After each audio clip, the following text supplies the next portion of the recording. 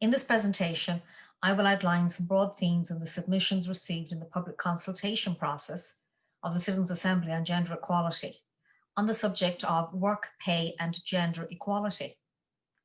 Details of my approach to the analysis are available in my previous videos and the paper circulated. There was a broad consensus that a lack of flexibility in how work is organised, including making work fit with the care responsibilities of families, makes it hard for women and men to balance the demands of work and life. This was understood to have negative outcomes for women's access to well-paid jobs and for men who want to spend more time with their families. How jobs can be considered only suited to women or men, and as a result end up dominated by women or men, was also seen as a problem. This concentration of women and men in certain jobs can lead to low pay for women that increases the gap between women and men's wages and pensions, and for men contributes to work practices that make having a balance between work and life difficult. Key issues that emerged across all the submissions on this theme included: gender stereotypes influence the choices people make about work, and how work is organised leads to a division between women's jobs and men's jobs, which can in turn lead to gender discrimination and limits work opportunities for women and men. Work sectors dominated by women are paid less than sectors dominated by men, resulting in women being overrepresented in part-time and low-paid work. Care responsibilities of women narrows their choices about and access to work and career progression and contributes to the gender pay gap. Employment hours and demands of work can deny women and men work-life balance. Gender discrimination and bias in hiring and promotion practices maintains gender inequalities at work, and this is made worse for women and men who experience other forms of disadvantage. Women experience sexual harassment and violence at work that can hinder their career advancement. Here you will see examples of excerpted quotes from the public submissions using the problem and solution format. We have organised these under the headings A through H. Problem A. As we saw when looking at earlier topics, submissions here again highlighted the impact of gender norms and stereotypes as reinforcing assumptions about the type and the overall value of work that women and men do.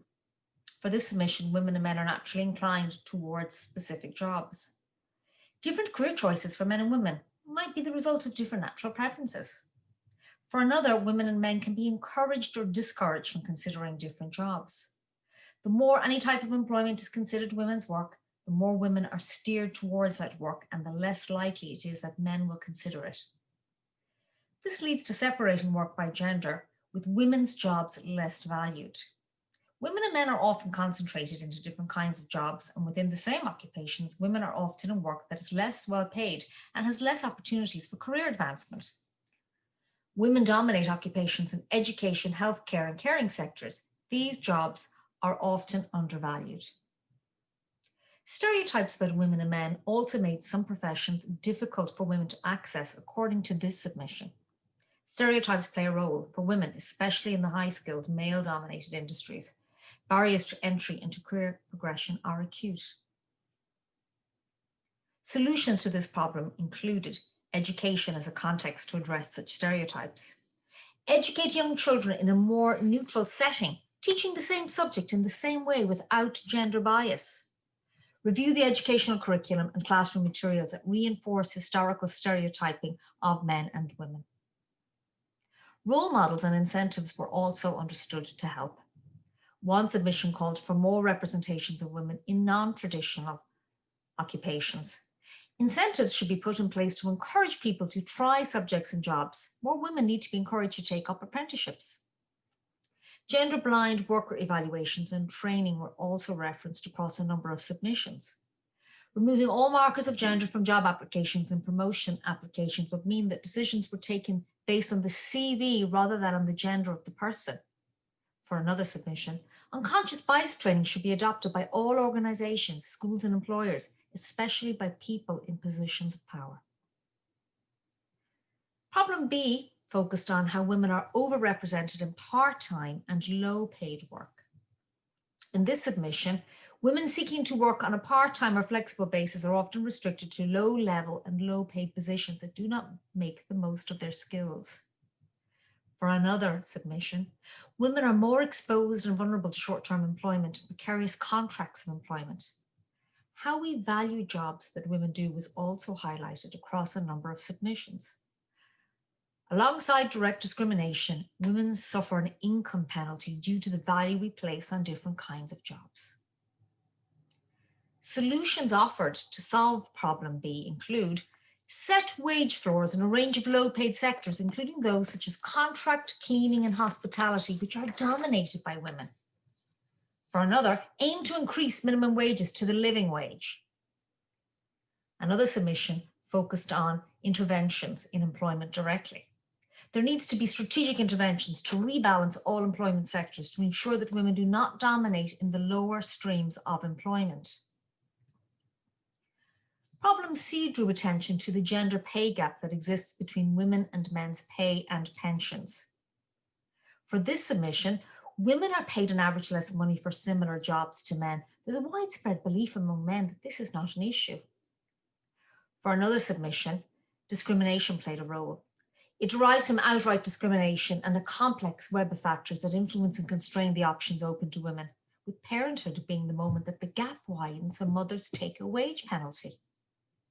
The jobs that women often do were highlighted in this submission. Women are overrepresented in the low-paid sector. They may not have access to private pension schemes. The solutions offered to problem C included improved working conditions in low-paid sectors that are traditionally female-dominated, and second, to make those sectors more gender-balanced. For another, mandatory publication of gender pay gap data must be enacted as a state policy. Problem D focused on women's caring roles as having a negative impact on the work they do and the opportunities they have. Many submissions underlined how the life course affected work history for many women. Women are more likely to have more absences and career breaks from the workplace, impacting on earnings, pension entitlements, and promotional prospects. For another submission, gender norms also factored here. Belief that men are breadwinners still prevails with both men and women. The assumption that women will undertake the childcare and other caring responsibilities and that this is natural. Funding of caring in Irish society is completely inadequate. Childcare costs were also mentioned by a number of submissions. Many parents struggle to finance childcare needs, and this leads to women leaving paid employment to take up caring roles. Solutions offered for problem D included break down the stereotypical roles of man the breadwinner and the woman the homemaker. This can only happen if and when the state creates childcare facilities which enable both parents to work on an equal basis.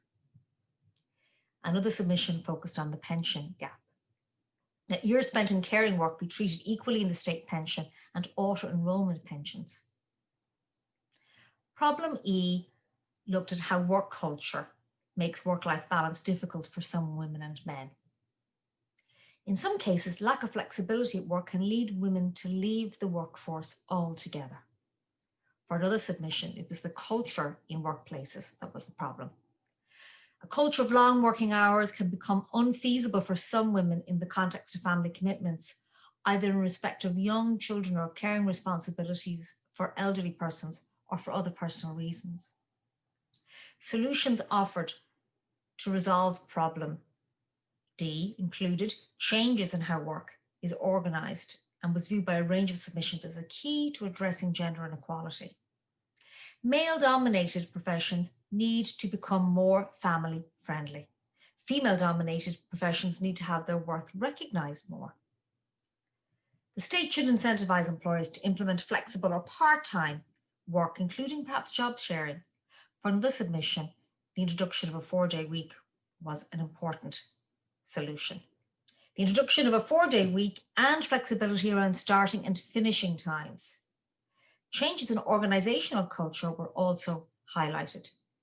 Changes in organisational culture are needed to normalise part-time working among men, to reduce the long hours work culture and to reduce the penalties attached to part-time work.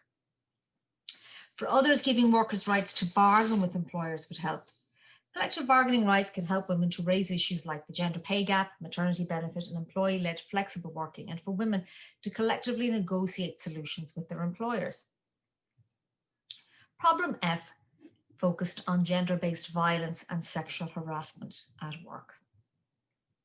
Women who experience violence may have disrupted work histories with high rates of absenteeism, frequent changes in jobs, and more employment in casual work. For another, sexual harassment was an important element of gender inequality at work. Sexual harassment in the workplace negatively impacts women's abilities to participate fully in the workplace.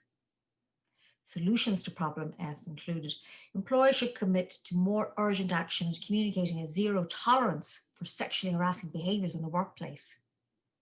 For another, legislation and policy was required. The introduction of paid domestic violence leave along the lines of that recently introduced in New Zealand. Problem G understood women's health issues as having an impact on their work. For this submission, the menopause affects women when they are often juggling demanding jobs, school-age children, and elderly parents.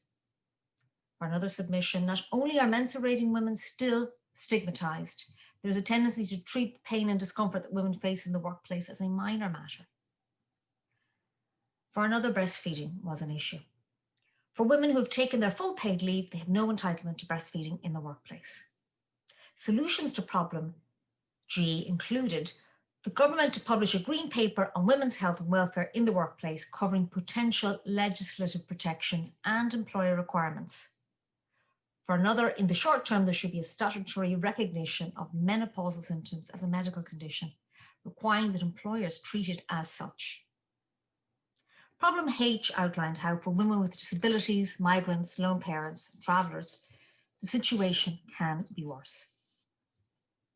One-parent families, especially where no co-parenting exists, should get additional support for the opportunity costs of not being able to participate fully as two-parent families in work while overburdened with care. For another, discrimination was a factor. Hiding one's identity can be the only option to secure employment for traveller and Roma women. Women with disabilities also face particular obstacles. Women with disabilities are less likely to be employed.